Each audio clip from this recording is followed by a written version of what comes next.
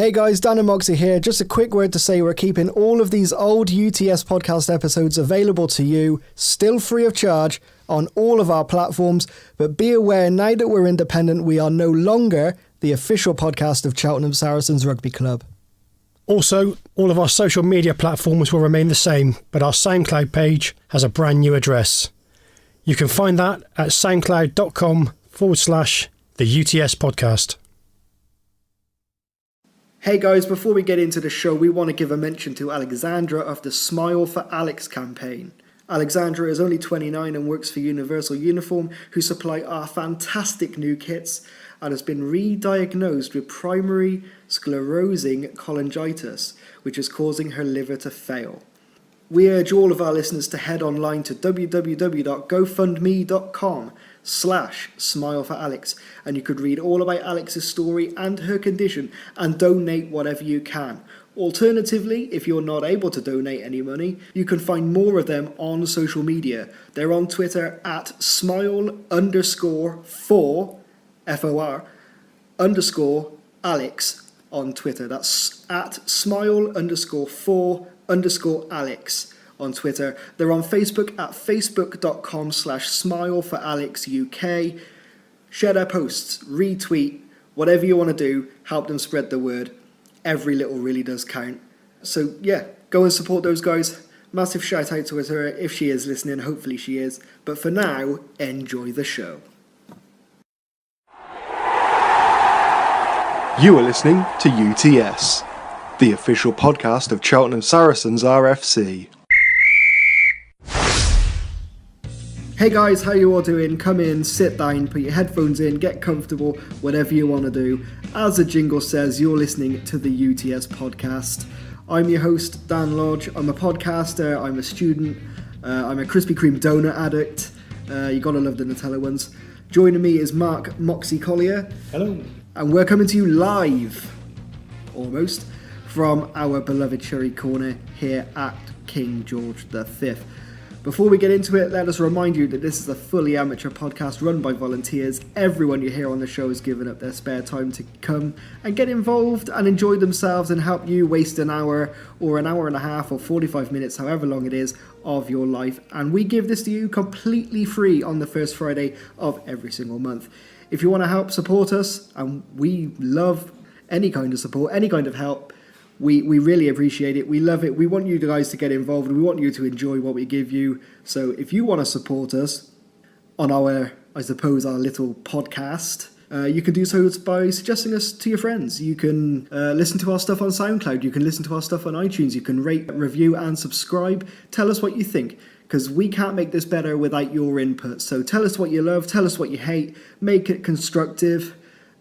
We can ask you for donations, but by all means, if you want to come and give me and Mox free money for nothing, carry on. We're not going to stop you. But if you want to help, you can get in touch with us. Tell us what you like, tell us what you don't like. Suggest us to your friends. Share it on Facebook, retweet it, share it on Twitter, send it in an email, text message, even word of mouth. That's fine too. Any way you can to spread the word, help us spread our message. So if you want to help, let your friends know, whoever it may be. Also, if you or someone you know is an owner of a local business and you want to support the podcast, support the rugby club, and this grassroots ethos, which is a big kind of feature in today's episode, by all means get in touch. Support the podcast, advertise cheaply. You can get in touch with myself or Moxie at utspodcast@gmail.com. Make sure you set your header as advertising. October has been a pretty good month for the Sarries as the first team responded to their loss at Old Richards pretty well. That was on the first of the month. You probably remember we discussed it in our last episode. We responded quite well by turning over Bart's Rugby, formerly Barton Hill, from Bristol on the 8th. We came out on the top on that on 22-6. I think it's the first time this season they haven't actually scored a try in a match, so that's a massive, massive credit to our defence. We didn't have any games on the 15th as we had a bit of a... I'm not even sure how to describe it. It was a club bonding day. I'm not entirely sure if that's an accurate description. Hillbillies kayaking down the River Wye. Get a good mental image of that because it was absolute chaos. Don't know how long they stayed in the boat, so... Well, I've seen videos. I think they all, on average, lasted about 3 minutes. So, yeah. I mean, get a good picture of that. I mean, rednecks on the River Wye. That sounds like a Leslie Nielsen film. Anyway, rambling. We also were in action on the 22nd. We were at Berry Hill away. We actually managed to come away with a winning effort, 24-7 scoreline on that, which is a massive, massive achievement, because I think they actually did a double over us last year, and the Forest is not an easy place to go. On the 29th, Old Boys Day. We were set to play Cheltenham North, and it, just never happened. There was a bit of a confusion as to what was going on, but it just never happened. The North were unable to raise a side. They've got a lot of injuries. I think they had about 16,000 injuries at some point. Slight exaggeration, obviously, but unfortunately they weren't able to raise a side. They've lost a point for it. They're now bottom in the league, which it's not a good sign for Cheltenham Rugby. But when you've got that many injuries, you can't really help it, really. The Seconds also had a decent month, starting with a loss to Stroud, followed by a 41-7 loss to what we were told was a very strong Chosen Hill side. And to be fair, they are always a very strong outfit. It's never a dull moment when these two teams play. So, not the result we wanted, but definitely, from what we've been told, we certainly can't fault the performance, because I think everyone who pulled on this shirt that day gave 110%. Again, Club Bonding Day on the 15th, so there was no game on then. But on the 22nd, they returned to league action, and they... was it league action? Actually, I think it might have been a friendly. Tell a lie. Sorry for misleading all of our listeners there. On the 22nd, we faced Gordon League. We were set to face Coney Hill in a league fixture. Unfortunately, Coney Hill pulled out unbelievably late. We ended up facing Gordon League, and we won by a considerable amount. But shout out to Gordon League for actually fulfilling that fixture, because I think it was like the actual morning of the match that we actually arranged that one. So yeah, kudos to them for actually stepping up to the plate and helping us out on that one. Well done, guys. Thanks very much for that, guys, if you're listening. If you're not, if any of our listeners do know anyone who plays for Gordon League, tell them to listen. Maybe that can be your one friend that you can suggest to. Anyone from any other clubs who do want to listen, feel free, get in touch, tell us what you think. We also faced Berry Hill. The Seconds played Berry Hill last weekend. A lovely fun bus trip out, I think it was. Yeah, I think the less said about fun bus, the better, I think, actually. And we actually came away with a 52-10 win on that one. Again, which is never an easy place to go. Certainly not an easy place to pick up a win. But somehow they managed to come away with it, so happy days on that one. The Thirds, unfortunately, were unable to field a side during the early stages of the month due to low numbers. They've not got a set manager. We have people who help out on the day, which is Ace. Thanks very much for them. But we don't have a set manager. We've had a few injuries, a few unavailabilities, so we did struggle to get any team out at the early stages of the month. We did manage to get a side out for Old Boys Day, which was happy days, especially after the North cried off. Gloucester Old Boys came down, and the 13 picked up a 19-14 win. So yeah, we came away with a little bit of something for Old Boys Day, and kind of on the spirit of welcoming our old boys back to the club. Club veteran Wayne Smudger Smith made all the I think it's 400-mile trip from Dundee. And we caught up with him a little bit after the third-team game. Here's what he had to say. Absolutely knackered. Got stuck in at fullback and I'm on a forward now. I was going to say, you've played just about every position on the field. Oh yeah, but the older you get, it sticks to the forwards now. How does it feel to be back? No, it's good. Just nice little 400-mile round trip, just for a game of rugby and a drink with all my old mates. But yeah, it's good. Enjoyed it. Cool. Cheers. Also, during the week, I caught up with Moxie to find out how the pups got on. On the 9th, we played away at Breedon.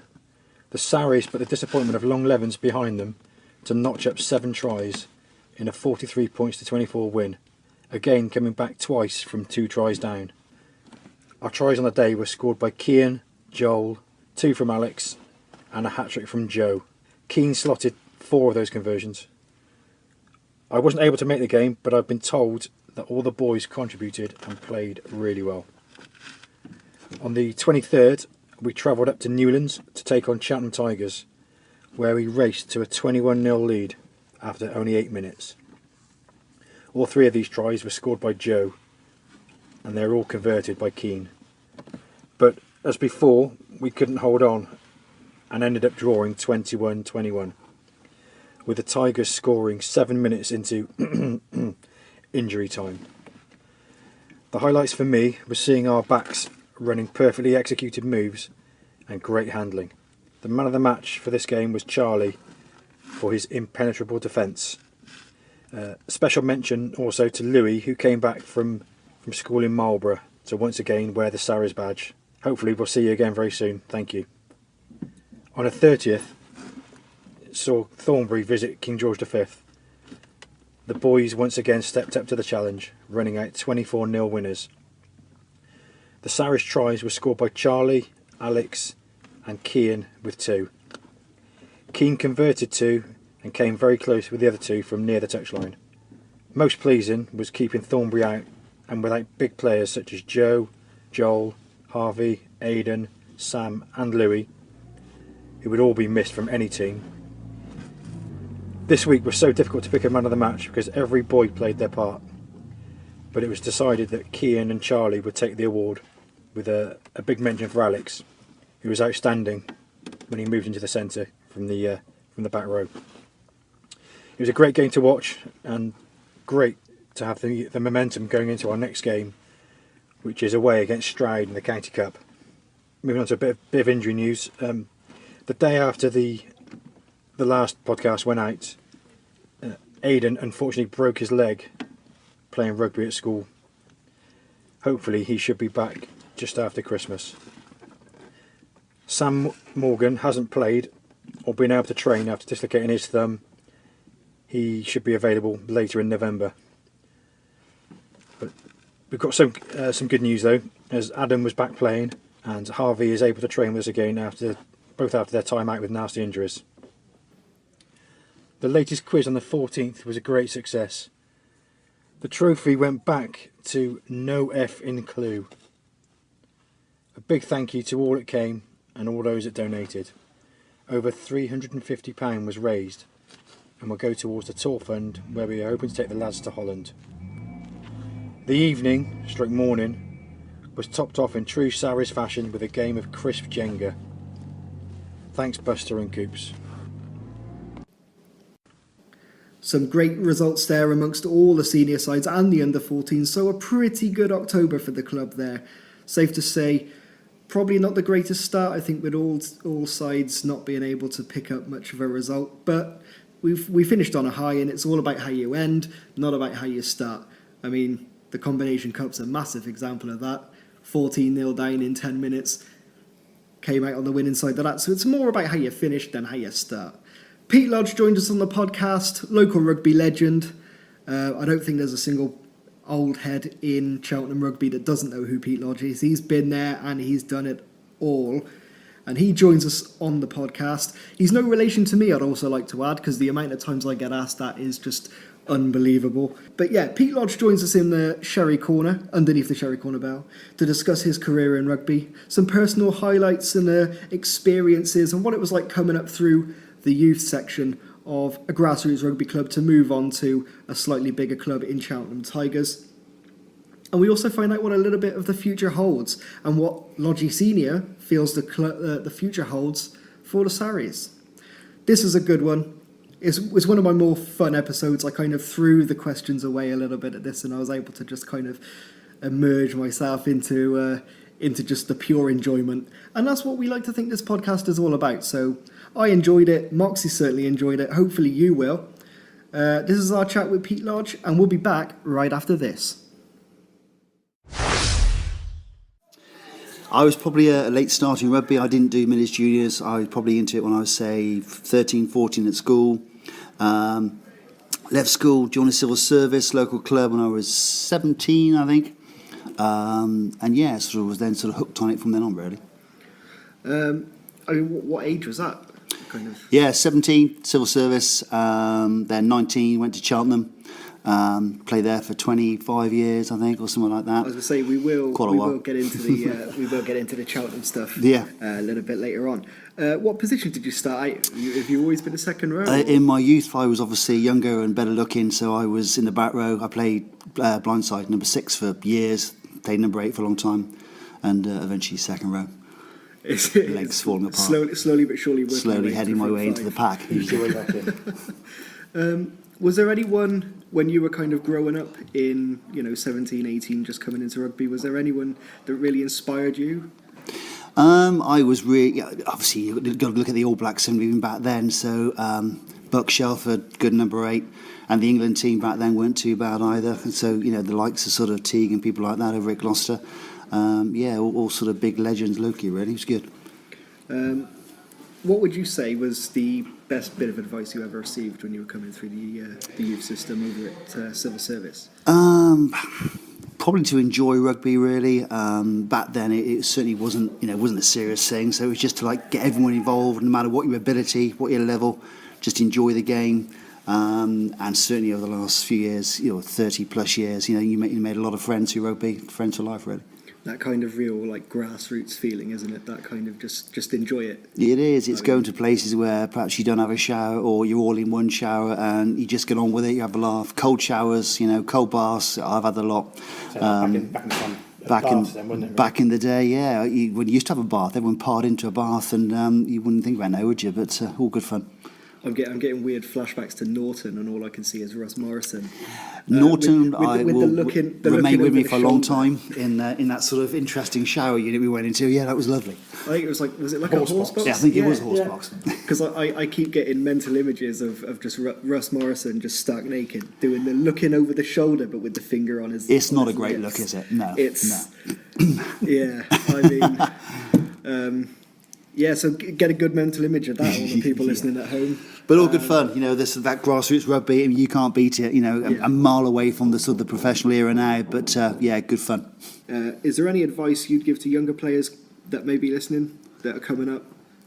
Or would it just be to kind of repeat? Well, exactly the same thing, really. I mean, certainly for youngsters, don't take it too seriously. There's plenty of time to have serious rugby. You just want to enjoy it at this stage.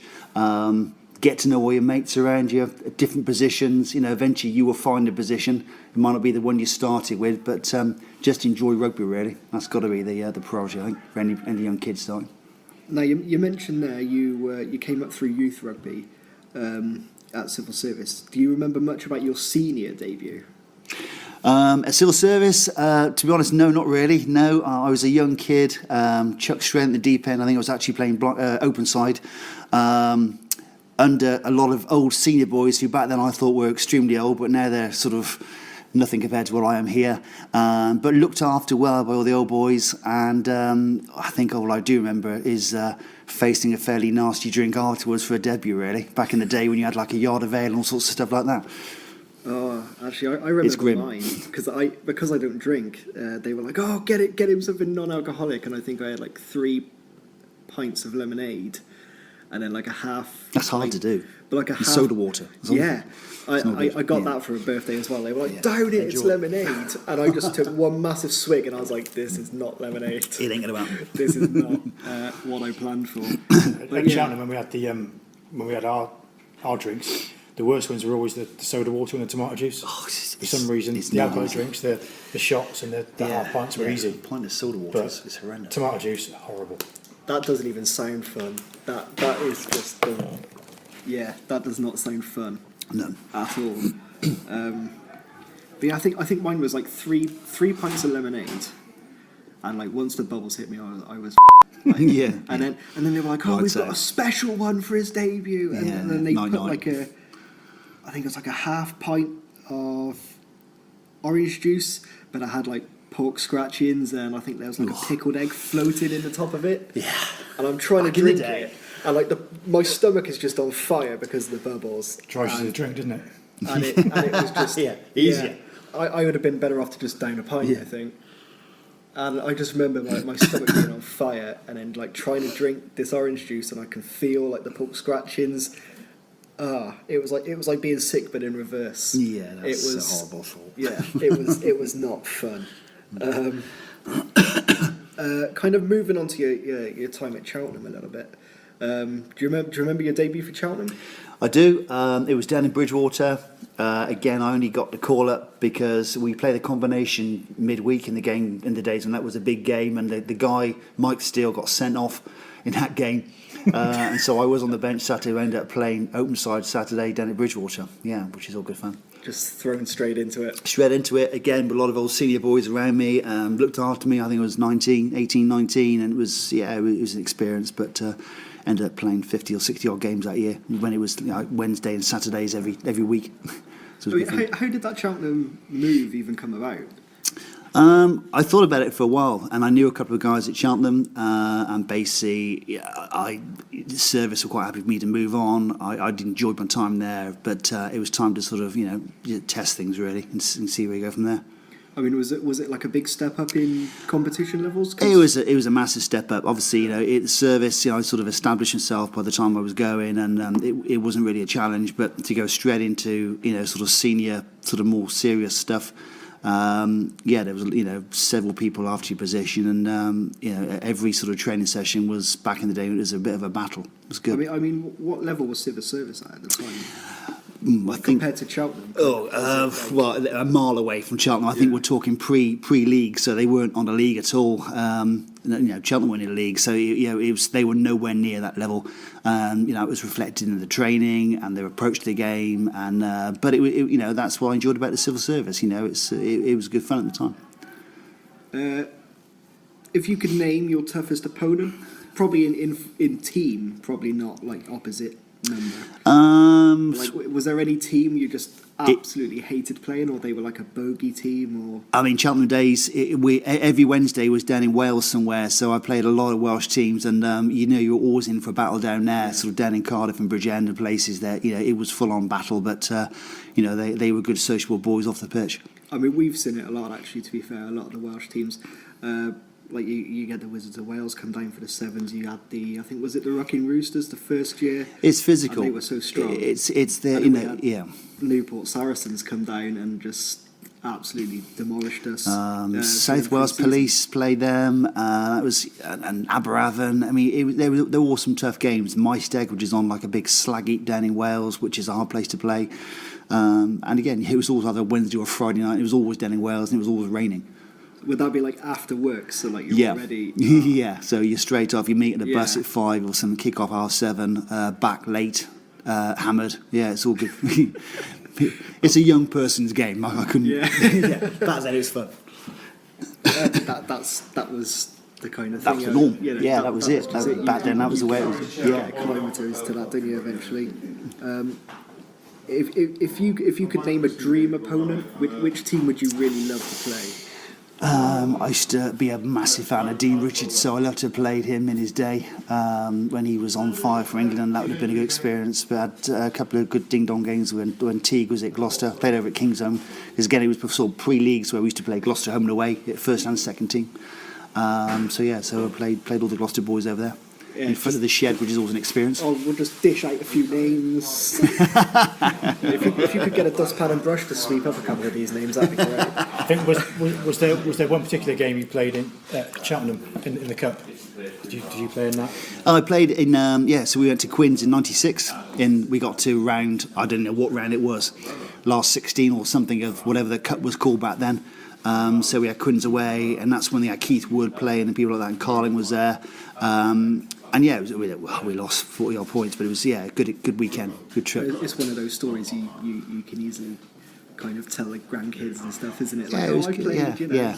And again, it's these guys I used to see on TV, but only on off the pitch, just normal, down to earth guys, and rugby banter. Really, it doesn't matter what level you are. There's still banter in rugby, which is great. That was the game that put Bucko on the map, wasn't it? Bucko made his name that day, and was sort of, I think Quinn's actually offered him a contract that day. He must have been 18, maybe 19. I don't know. I think he was maybe even younger than that. Wasn't he? I don't know, but he was a young kid. God, and he just Gareth Llewellyn was playing for Quinn, so I think he put him on his arse a couple of times, which isn't a mean feat. Big unit.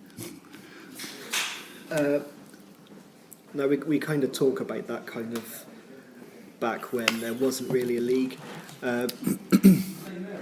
how much, or would you say, in your opinion, having played in kind of both eras, the kind of amateur and the professional, have you seen like a massive change in the game over the years, or, I mean, because you've clearly adapted quite well to it. Yeah, I mean, I think it's been a massive change in the game. I mean, pre-leagues was great. Every game was, I suppose, technically a friendly, but they never really are. We went all over the country, so I suppose bringing the leagues in has sort of made it a little bit easier, regionalised a bit, because we were going to Vale of Loon, Fylde, Liverpool, down to Redruth, Penzance, everywhere. But I suppose the leagues, it's sort of at the top level. I mean, it's made better players. You know, it's hopefully made a better English team. And yeah, I would never want to get away from the social side at all, because that is that's what rugby is all about too. But it's sort of, fitness levels have gone up and standards have improved as well. I mean, would you say it's been like a positive change, or do you think that at the time it was just change for the sake of change? I think that's never always a good thing. Well, no, I agree. And I think at the time everyone was a little bit dubious about it. I can't remember when leagues came in. It was probably in the mid-90s, maybe. I don't know. But it was. Yeah, it sort of transformed the game, really. I think it's been a positive thing. It's definitely improved the standards, because it has to. Now we discussed, obviously, Cheltenham Tigers legend. Not sure about that. I don't know. I've heard from numerous people. You've been referred to as a Cheltenham Tigers legend. When you were at Cheltenham Tigers, what was your kind of perception, or what was Cheltenham Tigers' perception when Cheltenham Saracens kind of came around, especially given like the kind of history of old boys sharing like almost a ground or a club essentially with Cheltenham Tigers? It's interesting. I'd had a lot of good years at Cheltenham, but I wasn't the youngest when I left there, so it was time to move on. Saracens, I never even thought about coming to Saracens at all, but Martin Prosser, We've been coaching the Cheltenham 16s, 18s. They decided to come here one year, I think it was. I sort of came along and was immediately sort of taken by the classic sort of approach to rugby and its social sort of ethics, and I loved the club and took to it straight away, really. I mean, that's certainly something we've always kind of tried to market as a traditional kind of rugby club. And I think no matter how far Saracens go, and hopefully they will go up this year, they should never forget what's at the heart of that club and why people like coming here. And it's a great social club. They look after people. But yeah, it's some good teams as well. I mean, we've always said we're never. I don't think we'll ever be the best on the pitch, but I think we've certainly nailed it, kind of on the social side off the pitch. Absolutely, You say that we've come so far. Yeah, I mean, without doubt. I mean, when you look, I mean, not even that long ago. I mean, it's got to be only 10 years, something like that. And we were getting turned over left, right, and centre, and now we're running 3 teams. I mean, not long ago we were running a fourths, which was ace. I'm glad we're not anymore, because I half the time it killed me running around. It's interesting how far they've come though, because so from Cheltenham I went back to civil service where I coached and played, and we played Saracens in the league, Gloucester 2 I think they were at that point. I think they were close to folding, so from close to folding to running 3 or 4 teams and being probably one of the biggest local teams around. They turn it round and come into this new clubhouse has been a massive part of that, I think. Because I think when we actually moved, I think it was we were originally based in town. For those listening at home who don't know, we were based at the Saracens Club in town, and we then moved. We've now become permanent residents at the King George V, and it's been a bit of a dramatic turnaround. We were told not to rely on bar takings alone, because we would fold under just the bar takings, and now we're running 3 teams and another 4 teams. I think they proved everyone wrong. Not that the under 14s put a lot of alcohol money over the bar. Not yet, but they would. Dads do. Give it a couple of weeks. Yeah. So it's mad in the short turnaround, in the short amount of time we've got. It's safe to say. It's just keeping that momentum going, it really. Yeah. Not to forget where you come from. Retain that sort of social approach. This year will be a strong year for us, I think. Looking good, isn't it? We've put in a series of strong games. I think we've only lost 1 game this season, and that's to Richians. And to be fair, they're a force. They've got a formidable They are outfit, so aren't they? dominant. Yeah. I mean, I think we could have played like till the following Saturday and we wouldn't have beat them. I think they breezed through last season, didn't they? Yeah. They didn't lose a game, I think. I mean, to tell you the truth, I might actually. I think they aced the league and then. I think they'll find their level at some stage, won't they? There might be another league living in, but everyone finds their level at some point. I think they'll go up this year. I think probably automatically. They've had a massive start to the It's season. not just behind us, it'll be fine. Yeah, Exactly. I don't know. I'm still rooting for the playoff because I want that big day out like we had at the end of last season. Well, that'd be epic. It would be St. up for that. Mary's. And I think I did quite well because I travelled up on the bus to that. I know we're straying a little bit off the chat, but I travelled up on the bus and then I was quite lucky that I jumped in the car with who was it? Who was it gave me a lift back? I think it was Andy Nichols. Actually gave me a lift back because he was coming back this way. And I was like, yeah, Mr. Fun Bus, because I know what's going to happen on that Fun Bus. So I know. Shout out It's to Andy messy. if he is listening. Yeah, it's definitely messy. I mean, Be more than just lemonade, wouldn't it? yeah, it's safe to say I don't think there was a single soft drink on that bus, if I'm honest. I say that with a bit of surprise, but you know, no, yeah, you should expect that really. But yeah, I'm hoping for a playoff game, especially I think it's Winscombe have come second in Somerset Premier for like the last 3 years, and they've lost every single playoff game. Well, it's an excuse for a trip down south, isn't it? Be good. Yeah, exactly. Yeah, I'm all for that. Fun Bus. Just as long as I'm not coming back on it. If you had known back in the day what life was like at Saracens, and I know it's probably a little different now to what it was back then, do you think you would have stayed at Cheltenham all that long? Be honest. I probably would have done, to be honest. Yeah, yeah. I mean, I had some really good times at Cheltenham. I had a lot of good friends.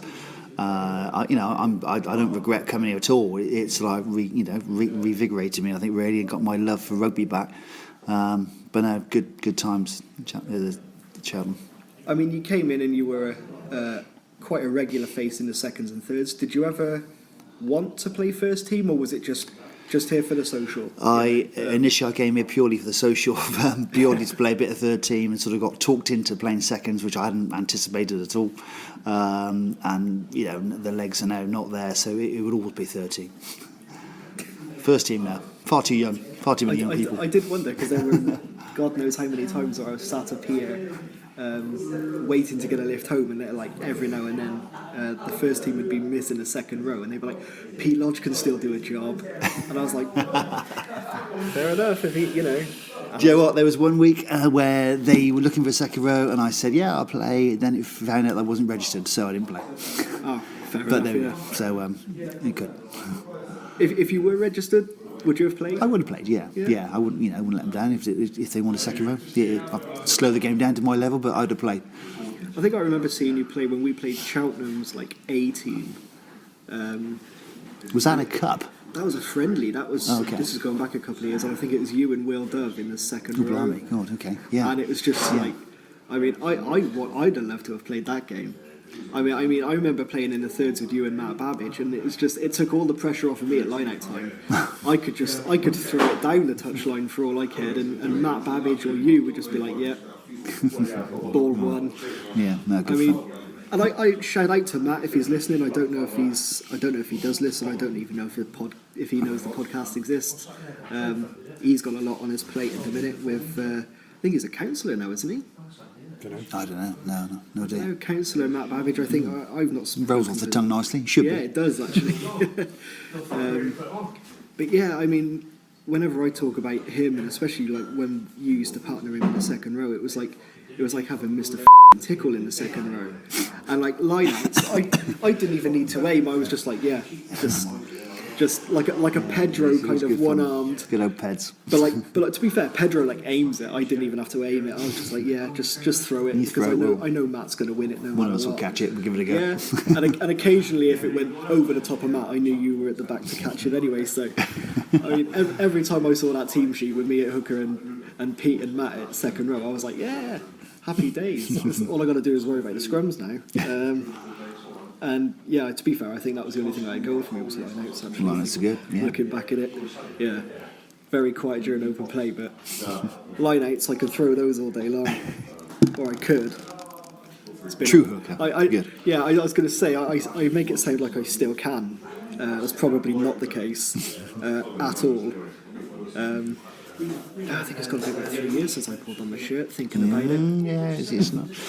Just like riding a bike, you'll be fine, not a problem. Cirencester away, I think it was. And I went into a ruck really stupidly. I think I mentioned this in the last episode.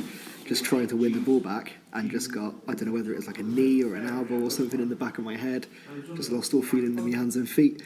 And I'm just like sat there, just like, what do I do? And one of their...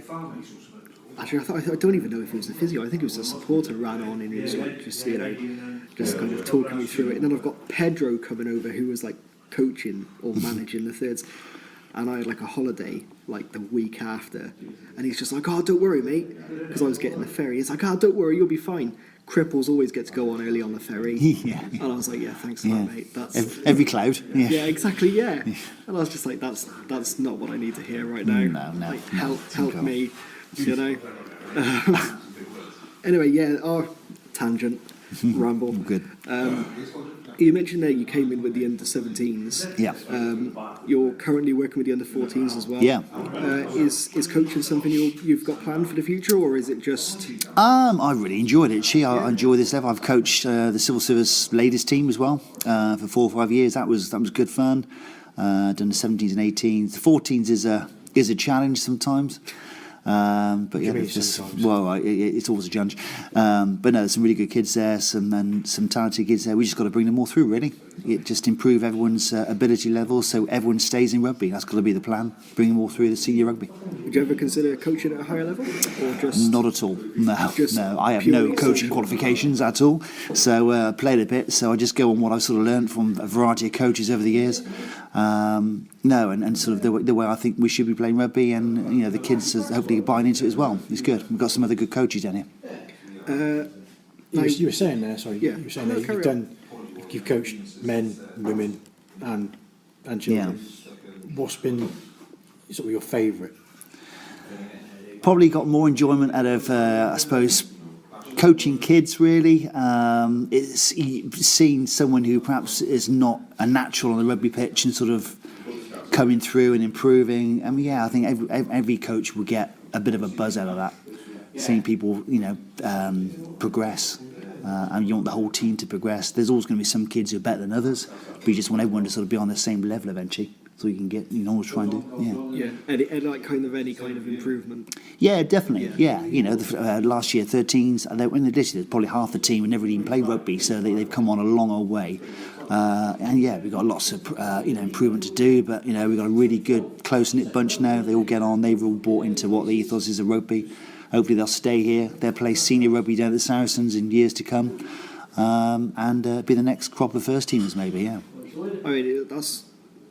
One thing we I think, was it episode 2 George came on? Yeah. I mean, my life's a blur, so I can't remember anything. I'm terrible at this. Like Jonathan Ross, isn't it? It was me interviews. But I think George was saying actually, like, there was half the team that when the under-12s made their debut had actually never played rugby before. Yeah, that's true. And they came, was it like a 17-0 win? We played Hucklecote. No, what it was, we scored after 7 seconds. That's right. Yeah, Harvey went out after 7 seconds. Because didn't they score really early last week as well? Yeah, straight from the kickoff. Yeah, right from the kickoff. We'll mention that during definitely mention our introduction. But yeah, we got the shout out in there, didn't we? So. Definitely. Now, for those of you who might not know, we recently actually held a little bit of a testimonial. I think you had a joint testimonial with Mark Harris. Yeah. Another kind of grassroots rugby legend, Cheltenham legend. Yeah, top bloke. Cheltenham Saracens legend as well. Actually, he's been there, done that. How does it feel to be retired? Well, it was never actually going to be my official retirement game. It was Mark Harris' retirement game. And I'm going to play the odd vets game this year. I'm just going to play less, really. I have to say, I haven't missed waking up Sunday morning and being able to move. It's quite good. I can actually get out of bed now on a Sunday morning, so I don't mind that. I haven't really missed playing every week, to be completely honest. I'm still, rugby's been a massive part of my life for 30 plus years, and it always will be. just now enjoying the coaching and watching a bit of rugby as well. I was going to say, is that like was that a complete retirement, or were you? It wasn't. It was. Or is it just- If it was are you ever, gonna get the bug? if it was ever going to be a retirement game, that would be the one, because everyone I wanted to be there was there. There was a lot of. I had probably about a squad of 40 guys down here. A lot of old boys from Cheltenham, and it was. If you're ever going to get all those people together for one game, that would be the game. It was good fun. I thought it was good. I mean, unfortunately, I wasn't there because there was something. I don't think I was in Cheltenham at the time, which really annoyed me actually. I have a feeling I was in Bristol for something, but I can't quite remember. But I know I wasn't in Cheltenham. No, again, it was my a good life's day. a blur, and it really annoyed me that I wasn't there. But actually, I did see pictures. Was it you or was it Mark that got tackled? I got tackled by the referee, which Yeah, in my this is it. 30 plus years of rugby, I've never been tackled by a referee before. So Phil Waters, a really good mate of mine, doing really well refereeing now. Yeah, so I was running for the line and he splattered me basically. That was that. But actually, yeah, he is actually a really good fella because he donated a load of his stuff from was it the Under-21s World Cup this year? Yeah. No. This year, Under- I think Under-20s it was. World Cup. Under-20s, yeah. He Under-20s, yeah, Yeah. because it was the Under-21s, now it's Under-20s, isn't it? And he actually donated World Cup winning a load. shirt. Yeah, he donated the England. England He did, yeah. World Cup winning shirt. Yeah. I think he donated a load of his referee stuff as well. And then Matt Kelly bought it, and that's all I heard then for the rest of the night was like, I can't believe I bought a referee shirt. I hate referees. And I was just like, well, it's for charity. Just think of that. And the only reason he didn't buy anything was because Squirt outbid him on just about everything. So, Jimmy. And just everything Matt Kelly bid on Squirt was just like, 10 quid more. I'll have that, yeah. I'll have a bit of that. Yeah. And I think half the time Matt was just like, I'm not bidding any higher than that, just to try and call his bluff. And then he ends up paying like 480 quid for like 2 shirts or something God, ridiculous, okay. something like that. But You're saying about the vets. We have got one indefinite game going to Darrell. It's on the 7th of January away at Dursley. Which is I've heard nice a because few that's my things. birthday. It might be someone's birthday on there as well that day. Yeah, exactly. Yeah, I'm pretty sure that's it. Yeah, so, I like the way you've properly thrown him under the bus there. yeah. And you put it out there. This is now live, and you're in trouble on the 7th of January. I've already got a hamstring injury, don't worry. That won't be enough. So you can run the water on and off like you do with the Absolutely. birds. Yeah. But we got some good vets games coming up apparently. We've got one in Essex. Essex, I think. yeah. So it should be fun. Yeah. one. Did he say in Portsmouth? I think one down south. Yeah, I'm not quite sure. Portsmouth or Plymouth. Yeah. These are definite fun bus journeys, aren't they? Yeah. Well, yeah. Stay I over, hope hopefully. so. Yeah. I think got to enjoy that. Definitely. Jesus, I wouldn't want to be driving that bus. Can you imagine? Way home could be a bit grim. Good God. Alright, I suppose it is time to crack on with our quick fire questions. Okay. You'll here we love go. this. I don't know if you've heard of the podcast I before. haven't. but No, it's not at all. fantastic. No. So I'm going to hand over to Mox. He is I suppose, How quick fire with a quick fire? Very quick fire. Okay. Right, Nice. he's our It's quick basically choose an option. Okay. quick fire Okay. questions Right, master, ready? I suppose Yeah. you could call him. Right. 4x4 or sports car? 4x4. Red or brown sauce? Brown. North or south? South. Bacon or sausage? Sausage. Football World Cup or Olympics? Olympics. I'm not surprised you said that because you're a gooner, aren't you? I am. Yeah, Wally. Spurs idiot. This is another one. Would you rather, if you're obviously still playing, win the league outright or go up through a playoff? Win it outright. As in, win every game, you mean? Well, Oh, just with the Yeah. I think nothing beats finishing top. yeah. Getting through a playoff, fine, yeah, but I'd rather win the league. Yeah, some guys would rather have maybe a day out.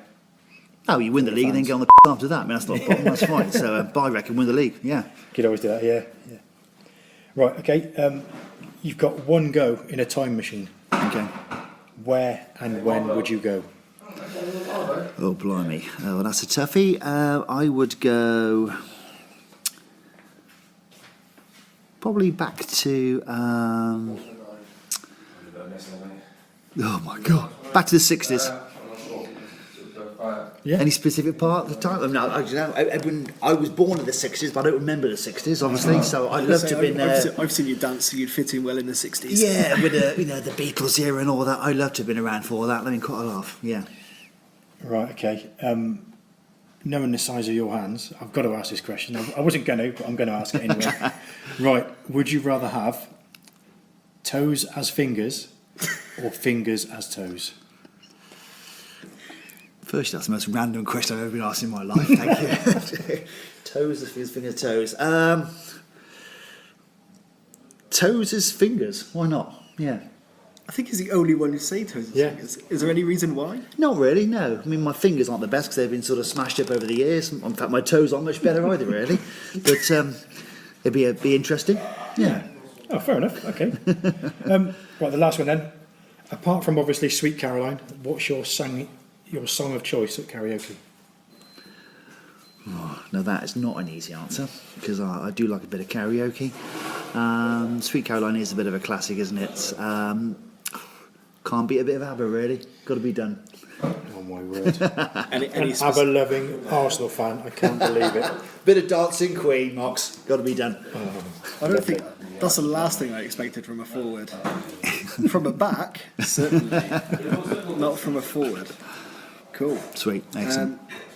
One final question. Yeah. You've played at so many levels. Yep. Obviously with Cheltenham Tigers, with civil service. Now you're here and you're playing, or you were playing for the seconds and thirds. Yep. What do you think the future holds for Cheltenham Saracens RFC?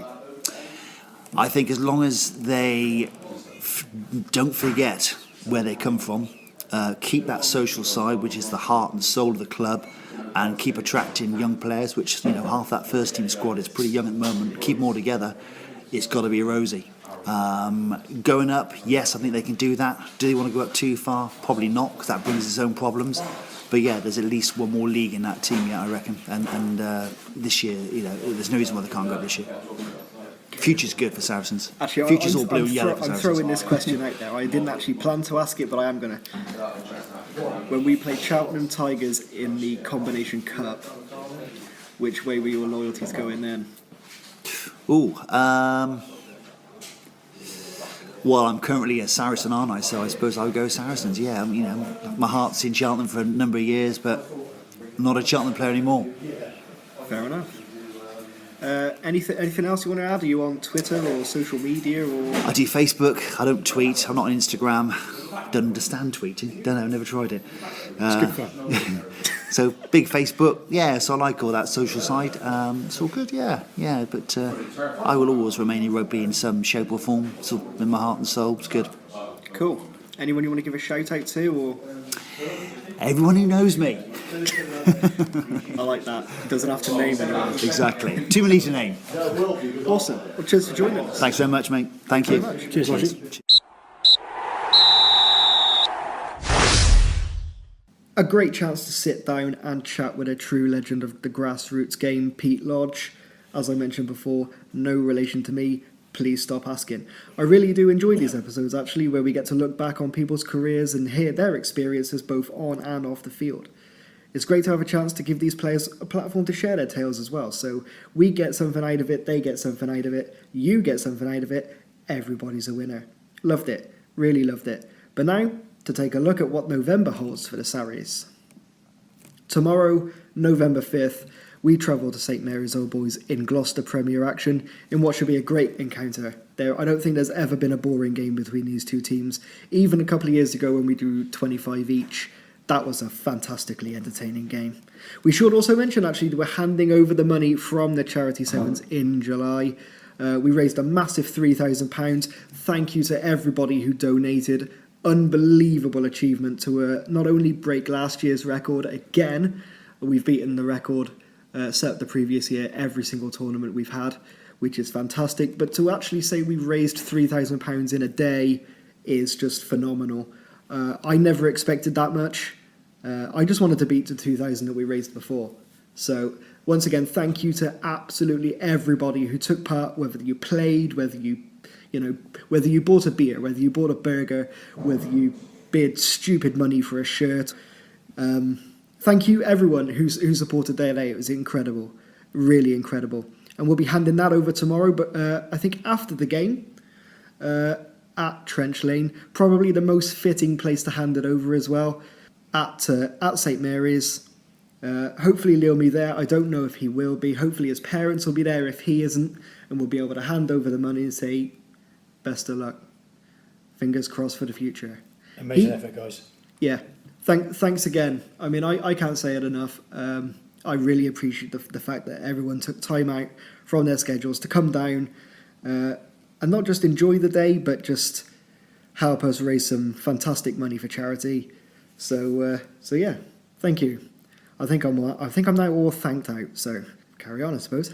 We'll also return to action. There's no games on the 12th for all three sides. The 12th is once again a completely free weekend for everyone, so I imagine they'll probably do some kind of another bonding day. Not on the River Wye, because I'm pretty sure everyone would freeze to death in these temperatures, as Christmas is just around the corner. We do return to action on November 19th, though, where we'll see the Battle of the CSRFCs, as we travel down south again to Chipping Sodbury. Now, they're a team that are usually very solid at home, so that will be an incredibly entertaining game if you do travel down with us. And we close the month out on the 26th as the first team play host to Frampton Cotterell. That'll be an entertaining game as well. We can guarantee that. They've always bring a lot to a table. So, I mean, last year especially, they were no easy feat. I mean, we came away with the win, don't get me wrong, but we were made to work for every single point of it. The seconds will be also in action as they continue their campaign tomorrow, and they host Lydney Seconds. I think we did actually put a tweet out today that we've got the brand new refurbished balcony with fake grass and all sorts going on up there, so feel free to come down, support the Seconds, have a beer, tell us what you think of the new balcony. Thanks to Jimmy Mack for putting that in. So come down, support the Seconds against Lydney Seconds, which will be a really good game. Probably a very physical one. Hopefully as well, if the conditions stay as they have done all week, relatively dry, hopefully it'll be a good day for running rugby as well. As we mentioned before, no game on the 12th, but they do return to action on the 19th. They host Matson Seconds, which should be an interesting one. I don't know how entertaining it'll be, but it'll certainly be an interesting game. Matson are a very good side. They're a very well-drilled club. So hopefully the Seconds might be able to come away with the win on that one. Could go either way, it's hard to tell. We also finish the action for the Seconds on November 26th with a little trip away to Newent. We're visiting the old rival again, which should be a good one. You don't want to miss that one because I reckon that'll be a very physical game. Newent are a very good side, very well drilled, very organised. It'll take a lot to beat them, especially at their own park, so if you're a lover of the underdog, you want to get down to that one. The thirds will also be taken to the field, hopefully, as they travel to Dursley tomorrow. As we mentioned before, no game on the 12th, but they return to action on the 19th, hosting Stowe Seconds, and then make a short trip to Gordon League at the very end of the month. Shout out again to them for fulfilling the second team fixture the other week. So again, that one I think could be a good one to watch if you've got nothing to do on a Saturday afternoon. Hopefully the weather holds up, go and have yourself a beer, travel down to Gloucester, check that one out, definitely. The under-14s are also in action. I will be handing over to Moxie now, who has the details. The fixtures for November. As I said, on the 6th we travel to Stroud for round 2 of our County Cup pool matches. We haven't played them before, so we know absolutely nothing about them. Then we have to wait until January the 8th to play our last group game. That's at home to Stowe. Back to this month, and on the 13th, the boys are away to Evesham. Following that, on the 20th, there'll be a training session before we go over to Long Levens on the 27th and try and gain revenge for our County Cup loss. That's it for this month's youth update. Tune in next time where we'll do it all again in December. Up the Sarries, Paps. So that's another month under our belts. Once again, a massive thanks to Pete for coming on. Also a big thanks to Kevin McLeod of Incompetech.com for the use of the background music Motherload, which we use under our Creative Commons Law 3.0. If you enjoyed this episode, you can find more shows on SoundCloud at soundcloud.com/Cheltenham Saracens RFC, or if you're an iTunes user, search UTS Podcast or Cheltenham Saracens RFC on there. Find a show, find a few shows. Rate, review and subscribe. Go listen to those, check them out, they're all free. And don't forget, of course, to rate, review and subscribe. Tell us what you love, tell us what you hate. We love to hear your feedback. So from myself and Moxie, I think that's another month down. Happy days. I enjoyed it. We'll see you back here at the start of December, so we'll catch you then. Thanks very much for listening. Up the Sarries. Up the Saris pups.